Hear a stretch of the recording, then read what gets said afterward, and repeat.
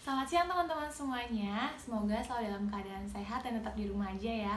Dan untuk teman-teman semua yang masih beraktivitas di luar rumah, jangan lupa untuk selalu menerapkan protokol kesehatan sesuai dengan anjuran pemerintah dengan memakai masker dan rajin mencuci tangan.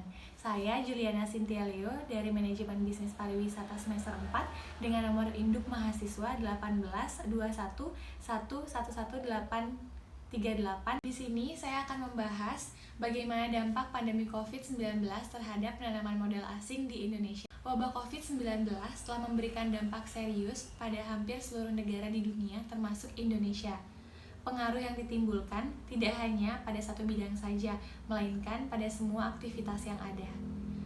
Salah satu aspek yang menjadi perhatian di tengah merebaknya virus corona adalah investasi asing. Adanya keputusan mengenai pembatasan di suatu negara sudah tentu berimbas pada aktivitas ekonomi. Badan Koordinasi Penanaman Modal atau BKPM sendiri telah mengakui virus corona atau COVID-19 adalah ancaman yang serius yang cepat atau lambat dapat mempengaruhi stabilitas suatu negara, termasuk Indonesia salah satunya. Menurut Bapak Rizal Kalvari Marimbo, anggota Komite Investasi Bidang Komunikasi dan Informasi BKPM, penurunan nilai investasi akan sangat kentara jika dilihat dari hubungan perdagangan yang melibatkan negara-negara epicentrum COVID-19. Salah satunya adalah Republik Rakyat Cina atau RRC. Adanya pembatasan atau lockdown membuat aktivitas perdagangan terdampak dengan nilai kerugian yang tidak sedikit. Kegiatan ini mencangkup semua aktivitas bisnis yang berkaitan dengan pasokan bahan material yang berhubungan langsung dengan Republik Rakyat Cina, baik ekspor maupun impor.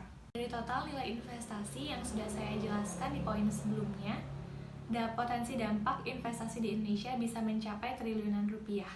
Indef memprediksi ada potensi kehilangan nilai investasi sebesar 127 triliun rupiah akibat merebaknya COVID-19. Hal ini bukan tanpa alasan, mengingat salah satu faktor penyebabnya adalah prospek kegiatan dan pertumbuhan ekonomi yang semakin hari kian menurun. Hal ini dikuatkan oleh pemerintah yang menyatakan bahwa setiap ada penurunan nilai ekonomi Republik Rakyat Cina sebesar 1% akan memberikan dampak penurunan pada ekonomi Indonesia sebesar 0,3%. Melihat situasi yang terus berkembang, bukan tidak mungkin ekonomi Republik Rakyat Cina bisa merosot sampai pada level 5% pada tahun 2020. Dari penjabaran saya di atas, sangat penting bagi para pelaku investasi atau investor untuk tetap menjaga, mengikuti, dan menganalisis kasus perkembangan COVID-19 ini secara berkelanjutan. Dengan pengamatan serta perhitungan yang tepat, total kerugian dan dampak buruk dapat diminimalisir sekecil mungkin. Itu saja penjelasan dari saya, mohon maaf apabila ada salah kata. Terima kasih, salam.